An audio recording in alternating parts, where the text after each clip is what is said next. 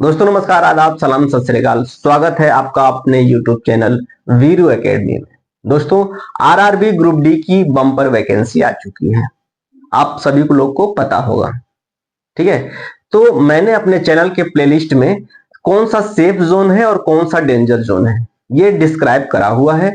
आप वहां पे अब मेरे चैनल के प्लेलिस्ट में जाकर के वो वीडियो देख सकते हैं और वो वीडियो देखने के बाद आप ये डिसाइड कर पाएंगे कि कौन सा सेफ जोन है और कौन सा डेंजर जोन है। उस हिसाब से आप फॉर्म को अप्लाई कर दीजिए। लेकिन एक बात ध्यान रखना दोस्तों, फॉर्म को अप्लाई करना बहुत बड़ी बात नहीं है। फॉर्म को अप्लाई करने के बाद अपनी स्ट्रेटेजी और कड़ी मेहनत आपको करना पड़ेगा। कोई भी एग्जाम क्रैक करने के लिए आपको कड़ी मेहनत की जरूरत पड़ेगी। ठीक है, तो इसलिए मैं वीरेंद्र चौहान आप लोग के लिए साइंस का बैच लेके आया हूं। हालांकि मैं तीनों सब्जेक्ट पढ़ाऊंगा।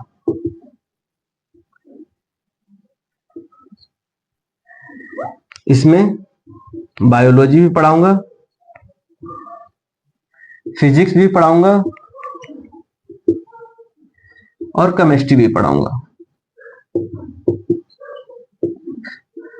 लेकिन हालांकि तीनों का सीरीज अलग अलग चलेगा। ठीक है, फिलहाल मैं आपको पढ़ाऊंगा बायोलॉजी।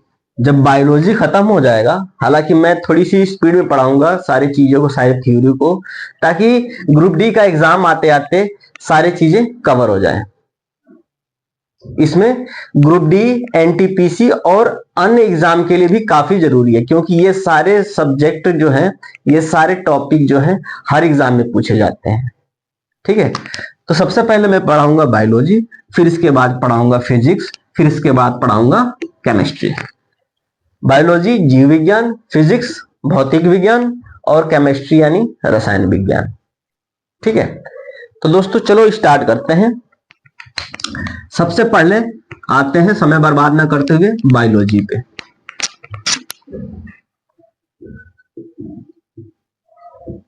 क्योंकि हमारे पास समय बिल्कुल कम है, समय क्या है, कम है। ठीक है, आज हम बायोलॉजी के इंट्रोडक्शन क्लास करेंगे।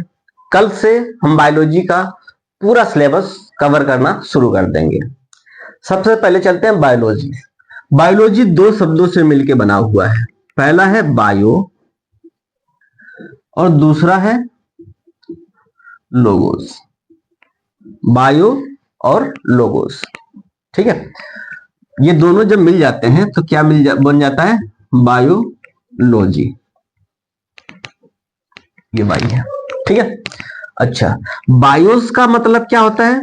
बायोस का मतलब होता है लाइफ, यानी जीवन। और लोगोस का मतलब क्या होता है? टू स्टडी, यानी अध्ययन। बायो मतलब की होता है जीवन यानी लाइफ, और लोगो मतलब होता है, लोगोस मतलब होता है अध्ययन, यानी जीवन का अध्ययन ही क्या कहलाता है? बायोलॉजी कहलाता है। अब सबसे बड़ी बात यह है कि जान लेते हैं जीवन होता क्या है, किस चीज को कहेंगे ये इसमें जीवन है या जीवित है। दोस्तों, कोई भी वस्तु, कोई भी चीज यदि ग्रो कर रही हो, यानी उसके हाइट बढ़ रहा हो, या फिर एक स्थान से दूसरे स्थान तक गति कर रहा हो, उसमें कोई हलचल हो रहा हो, या फिर कह लें कि उसमें कुछ ऐसा बदलाव हो रहा है जो कि नॉन लिविंग में नहीं होता है, या वो पैरासाइट भी हो सकता है, वो कुत्ता, बिल्ली, जानवर, हाथी, घोड़ा, जिराफ, इंसान, ये कुछ भी हो सकते हैं। यानी यदि पौधों की बात करें, हालांकि वो एक स्थान से दूसरे स्थान तक मूव नहीं कर पाता है, लेकिन उसमें खासियत होती है कि वह छोटे से लेकर के बड़ा हो जाता है, पौधे से फिर वो पेड़ बन जाता है, यानी वो ग्रोथ तो कर रहा है, तो ये इसमें भी लाइफ मानी जाएगी। इंसान है, इंसान क्या होता है? सबसे पहले बेबी होता है, फिर उसके बाद तो वो चलना शुरू करता है, फिर पढ़ना शुरू करता है, फिर धीरे धीरे उसका विकास होता है और वो एडल्ट हो जाता है। एडल्ट होने के बाद वो वृद्ध हो जाता है। ठीक है, एक तो वो बढ़ रहा होता है, दूसरा एक स्थान से दूसरे स्थान तक मोशन कर रहा होता है, यानी गति कर रहा होता है। तो वैसे जितने भी जीव जो या तो ग्रोथ करते हैं या फिर एक स्थान से दूसरे स्थान तक गमन करते हैं, यानी मोशन करते हैं, वो सभी क्या कहलाएंगे? जीवित कहलाएंगे। तो उनके बारे में हमें अध्ययन करना है। ठीक है दोस्तों, इसको मिटा देता हूं।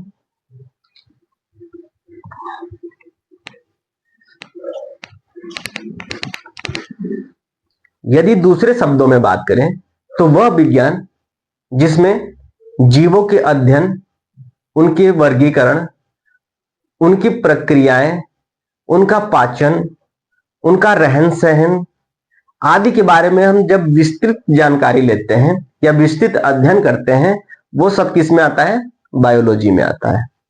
ठीक है, जो बायोलॉजी शब्द है वो फ्रांस के वैज्ञानिक लेमार्क और जर्मनी के वैज्ञानिक ट्रेवेरेनस ने सन 1802 ईस्वी में दिया था। ठीक है, अब यदि हम बात करें कि बायोलॉजी में कितने भाग हैं, कितने पार्ट हैं, हालांकि इसमें प्लांट का भी अध्ययन करना है, जीवन का भी अध्ययन करना है और बैक्टीरिया वायरसेस का भी अध्ययन करना है।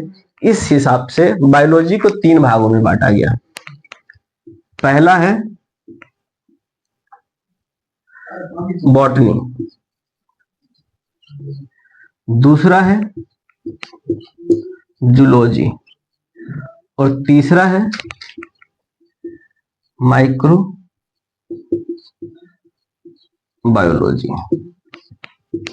ठीक है, बॉटनी, जूलॉजी और माइक्रोबायोलॉजी।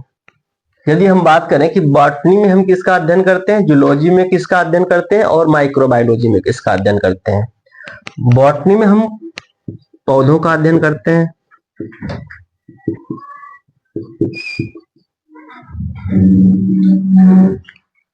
जूलॉजी में हम जीवों का अध्ययन करते हैं,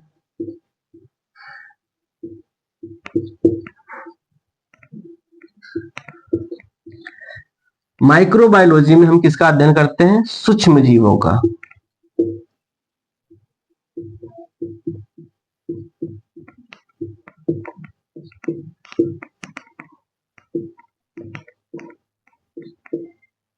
ठीक है, बॉटनी में हम किसका अध्ययन करते हैं?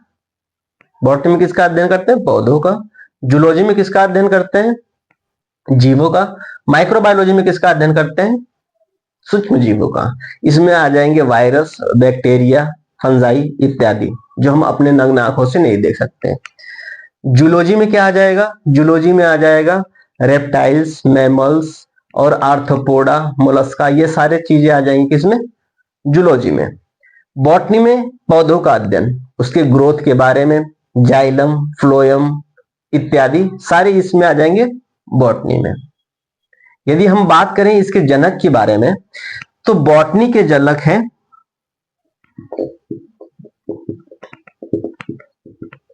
बॉटनी के जनक जो है दोस्तों वो थियोफ्रेस्टस हैं। बॉटनी के जनक कौन है? थियोफ्रेस्टस। यदि जूलॉजी की बात करें तो जूलॉजी और प्लस बायोलॉजी, इन दोनों के जो जनक हैं वो एक ही व्यक्ति है जिसको कहते हैं अरस्तु। क्या कहते हैं? अरस्तु। यदि बात करें माइक्रोबायोलॉजी का तो उसके जनक माने जाते हैं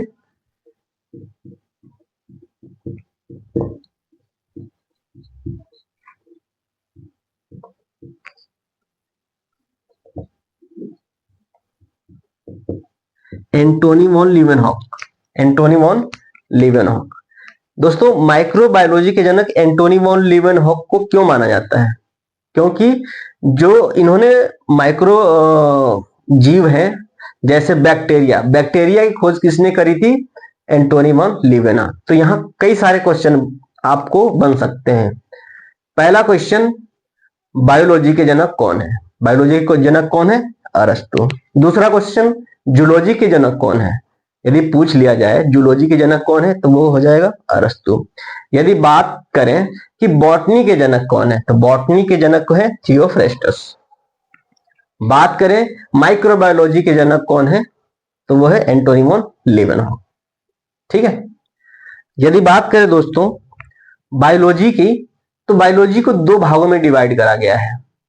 हालांकि ये तो है, लेकिन इसके अलावा एक होता है बेसिक बायोलॉजी और एक होता है अप्लाइड बायोलॉजी। बेसिक बायोलॉजी तो यही है, बॉटनी, जूलॉजी और माइक्रोबायोलॉजी। लेकिन अप्लाइड बायोलॉजी की बात यदि करें तो अप्लाइड बायोलॉजी में इसके एप्लीकेशन की बात होने लगती है, जैसे चिकित्सा शास्त्र, औषधि विज्ञान और पशु चिकित्सा आदि आ जाते हैं। ठीक है, तो वो उसका एप्लीकेशन हो गया। यहाँ पे हम अभी जानेंगे सिर्फ बेसिक बायोलॉजी, यानी बॉटनी, जूलॉजी और माइक्रोबायोलॉजी। उम्मीद करता हूं इतना दोस्तों आपको समझ में आ गया होगा। चलते हैं आगे। तो सबसे पहले हम चलेंगे बायोलॉजी के जूलॉजी सेक्टर पे, यानी जीवों का अध्ययन करेंगे। और जीवों में सबसे पहले मानव।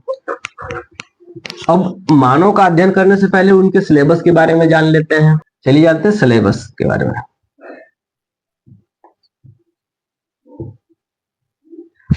सबसे पहला हो जाएगा न्यूट्रिशन, यानी पोषण। दूसरा है डाइजेस्टिव सिस्टम, पाचन तंत्र।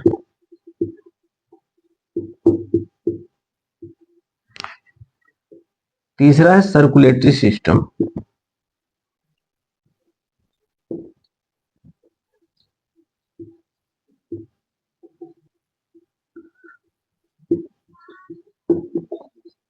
परिसंचरण तंत्र।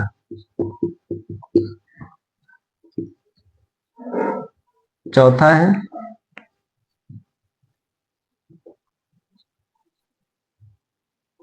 स्केलेटन सिस्टम, यानी कंकाल तंत्र।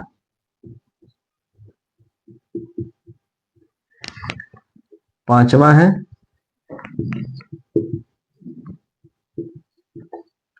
रिस्पायरेशन, यानी श्वसन तंत्र।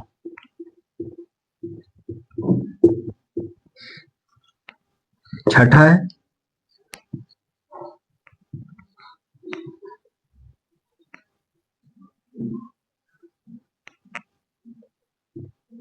एक्सक्रीटरी सिस्टम, यानी उत्सर्जन तंत्र। आठवां है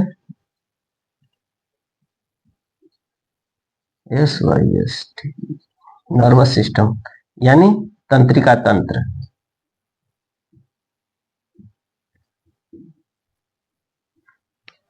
ठीक है, 8 टॉपिक हो गए। अब ऊपर वाला मिटा देता हूं। 9वां हो गया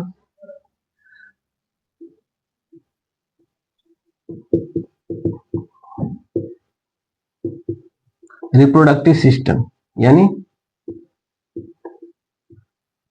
प्रजनन तंत्र। प्रजनन तंत्र के बारे में भी जानेंगे। 10वां है क्लासिफिकेशन ऑफ लिविंग ऑर्गेनिज्म, सजीवों का वर्गीकरण।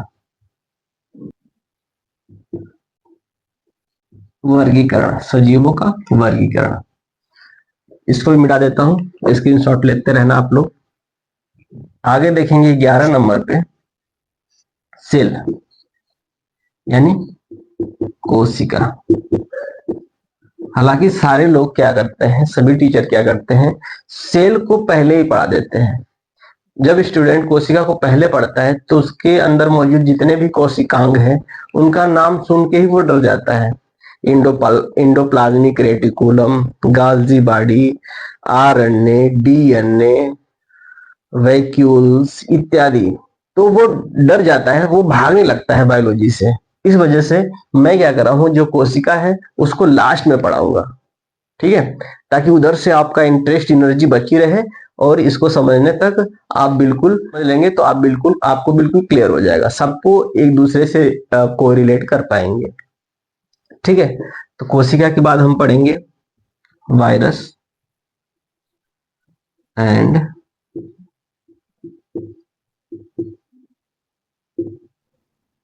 Virus and bacteria. वायरस यानी विषाणु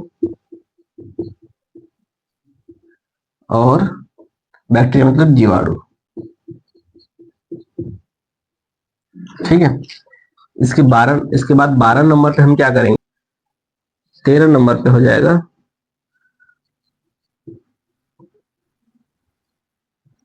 यानी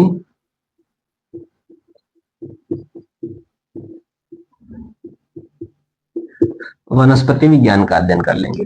यानी इसमें टोटल जितने भी बायोलॉजी के सेक्टर हैं, यानी बॉटनी, जूलॉजी, माइक्रोबायोलॉजी, वो सारे कवर हो जाएंगे। वायरस एंड बैक्टीरिया सारे माइक्रोबायोलॉजी का सेक्टर है। ठीक है, ये living organism, classification, reproduction, nervous system, digestion system इत्यादि, ये क्या है, जूलॉजी के सेक्टर है। और बॉटनी एक अलग ही चैप्टर सिलेबस चलेगा जो यहाँ पे 13 नंबर पे है। तो दोस्तों ये रहा पूरा सिलेबस बायोलॉजी का, जिसमें बायोलॉजी में बॉटनी, जूलॉजी और माइक्रोबायोलॉजी को हम कवर करेंगे। इसके बाद हम फिजिक्स पे चलेंगे और उसके बाद फिर केमिस्ट्री पे चलेंगे। तो हम चीजों को बिल्कुल वही चीज पढ़ाएंगे जो आपके एग्जाम के लिए उपयोगी है। इधर उधर की कोई भी चीजें फालतू हम नहीं पढ़ाएंगे। हालांकि कोई भी चीज फालतू नहीं होती है, लेकिन जो आरआरबी, एनटीपीसी और ग्रुप डी के लिए जो फैक्ट है, सिर्फ उसी को हम लेकर के चलेंगे। तो दोस्तों आज के लिए बस इतना ही। मिलेंगे कल नए उमंग, नए तरंग और नए जोश के साथ। तब तक के लिए जय हिंद।